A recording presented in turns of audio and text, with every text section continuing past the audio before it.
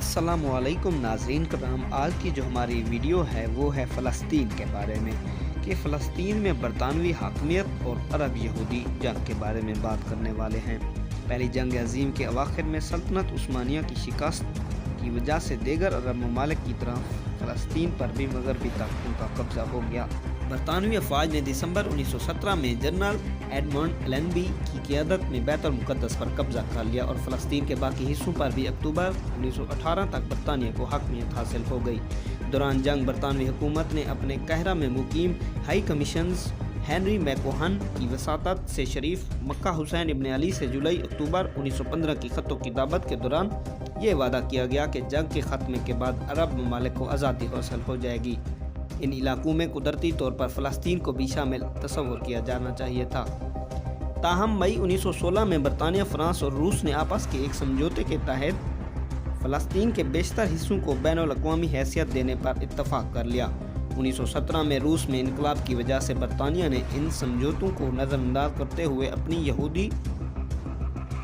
Lobby کے زیر اثر اس بات پر اتفاق کر لیا کہ وہ فلسطین میں یہودی وطن کے قیام میں معاونت کرے گا۔ 22 نومبر 1917 کو برطانوی وزیر خارجہ آرتھر بیلفور کی یہودی لیڈر لارڈ تھروسچائلڈ کو یقین دہانی فلسطین میں وسیع پیمانے پر بے چینی کا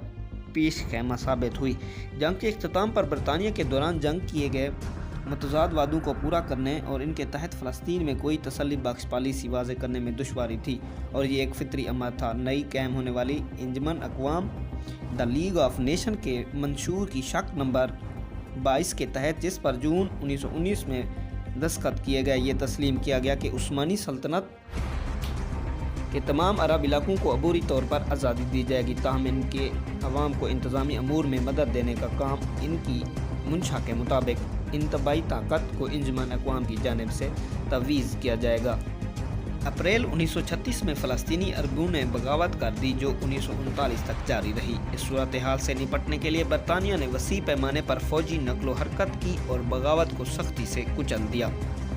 یہودی شرپسند خفیہ تنظیموں نے دوسری جنگ عظیم کے دوران فلسطین میں وسیع پیمانے پر دہشت گردی کو پھیلا دیا۔ برطانوی حکومت نے دوران جنگ میں ان سرگرمیوں کی چشم پوشی کی،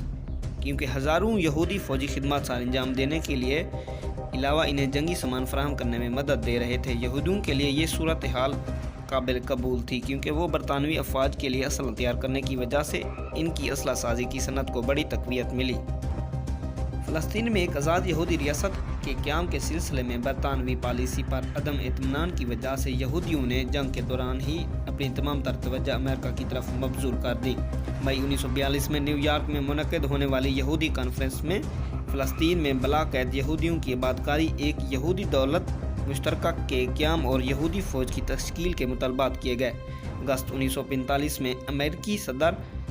ہیری ٹرومن نے برطانوی وزیر اعظم سے درخواست کی کہ 1,00,000 یہودیوں کو فوری طور پر فلسطین میں آباد ہونے کی اجازت دی جائے، جبکہ چند ماہ بیشتر مارچ 1945 میں عرب لیگ کے منشور میں فلسطین کی عرب حیثیت برقرار رکھنے پر زور دیا گیا۔ دسمبر 1945 میں عرب لیگ نے یہودی مال کے بائیکاٹ کا اعلان کیا۔ دوسری جنگ عظیم کے خاتمے پر دہشت پسندوں کی سرگرمیوں میں زبردست اضافہ ہو گیا اور یہودی خفیہ فوجی تنظیموں یعنی کہ ہگنا اور آرگن نے نہ صرف عرب فلسطینیوں بلکہ فلسطین کی برطانوی انتظامیہ کے خلاف تشدد امیز کارروائیاں شروع کر دیں۔ یہودی کی بڑھتی ہوئی دہشت گردی اور امریکہ کی جانب سے ان کی پشت پناہی سے متاثر ہو کر برطانیہ نے اس مسئلے کو اقوام متحدہ میں منتقل کر دیا۔ چنانچہ اقوام متحدہ کے ایک تحقیقاتی کمیشن نے اپنی 31 اگست 1947 کی رپورٹ میں فلسطین کو یہودی اور عرب ریاستوں میں تقسیم کرنے اور بیت المقدس کو بین الاقوامی حیثیت دینے کی تجویز پیش کی۔ اقوام متحدہ کی جنرل اسمبلی نے امریکہ اور روس کی جانب سے اس تجویز کی حمایت کرنے اور بعض غیر جانبدار ممالک پر امریکی اثر و نفوذ کی بدولت اپنی ایک قرارداد اس پر تجویز کو منظور کر لیا۔ پاکستان سمیت تمام ایشیائی مسلم ممالک نے اس کی مخالفت میں ووٹ ڈالا۔ صہیونیوں نے کردار کا خیر مقدم کیا، کیونکہ اس کے تحت انہیں فلسطین کا 55% رقبہ دیا گیا تھا، جبکہ ان کی آبادی کا تناسب 30% سے زیادہ نہ تھا۔ عرب فلسطینی نہ صرف یہ کہ تقسیم کے اصول کے خلاف تھے بلکہ اس حقیقت کی جانب بھی اشارہ کر رہے تھے کہ اسرائیل ریاست میں اتنے ہی عرب ہوں گے کہ جتنے یہودی۔ اقوام متحدہ کی جانب سے تقسیم فلسطین کی قرارداد منظور ہونے کے بعد برطانوی حکومت نے اعلان کر دیا کہ وہ 15 مئی 1948 تک فلسطین کو آزاد کر دیں گے۔ مجزوعہ تقسیم کے پیش نظر فلسطینی عربوں اور یہودیوں کے درمیان وسیع پیمانے پر ہنگامے شروع ہو گئے اور جنوری 1948 تک یعنی 2 ماہ کے قلیل عرصے میں 2000 آدمی مارے گئے۔ بڑھتی ہوئی خونریزی سے متاثر ہو کر امریکہ نے اقوام متحدہ کے فلسطین کے کمیشن کو کارروائی معطل کرنے اور مسئلہ پر دوبارہ غور کرنے کو کہا۔ صہیونیوں جو کہ امریکی حمایت میں کسی قسم کی کمی یا پالیسی میں ممکنہ تبدیلی سے خائف تھے، فوری طور پر حرکت میں آ گئے اور اقوام متحدہ کو سلامتی کونسل کی 1 اپریل 1948 کو جنگ بندی کی قرارداد کے باوجود صہیونی خفیہ فوجی تنظیموں نے 1 اپریل کو ناچیشید اور 8 اپریل کو جیفٹا نامی فوجی منصوبے پر عمل کر کے عربوں پر واضح برتری حاصل کر لی۔ 14 مئی 1948 کو جب فلسطین میں اسرائیل کی ریاست قائم ہوئی تو فلسطین کے 10,000 مربع میل رقبے میں سے تقریباً 8,000 مربع میل علاقہ یعنی 80% رقبے پر یہودیوں کا قبضہ ہو چکا تھا۔ بیشتر عرب آبادی جبراً نکال دی گئی، صرف 2.5 لاکھ عرب آبادی رہ گئی۔ تقریباً 10 لاکھ فلسطینی عرب صہیونی دہشت گردی کے نتیجے کے طور پر اپنے گھر بار چھوڑنے پر مجبور ہو گئے تھے۔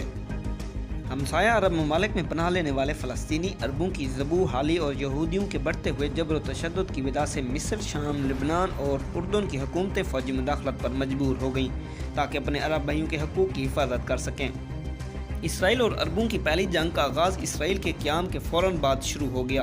تاہم اس جنگ کو بھی بامشکل 1 ہفتہ ہی گزرا تھا کہ اقوام متحدہ کی سلامتی کونسل نے 22 مئی 1948 کو فلسطین میں جنگ بندی کی ہدایت کی اور 1 ہی ہفتے بعد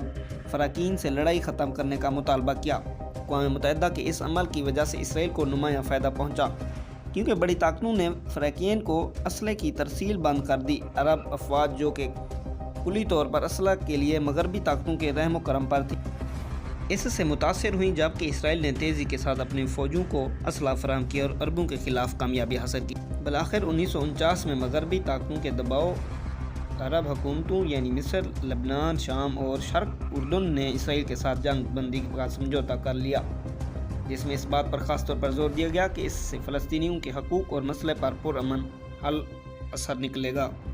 ہمسایہ عرب ممالک اور اسرائیل کے درمیان پہلی جنگ کے دوران شرق اردن کی افواج نے دریائے اردن کے مغربی علاقہ جو اقوام متحدہ کی قرارداد کی روح سے فلسطینی عرب ریاست کا حصہ ہوتا تھا پر قبضہ کر لیا، جبکہ غزہ کی پٹی پر مصر قابض ہو گیا۔ بیت المقدس کا علاقہ جسے بین الاقوامی حیثیت دینا مقصود تھی، شرق اردن اور اسرائیل میں تقسیم ہو گیا اور 23 جنوری 1950 کو اسرائیل پارلیمنٹ نے اسے دارالحکومت قرار دے دیا۔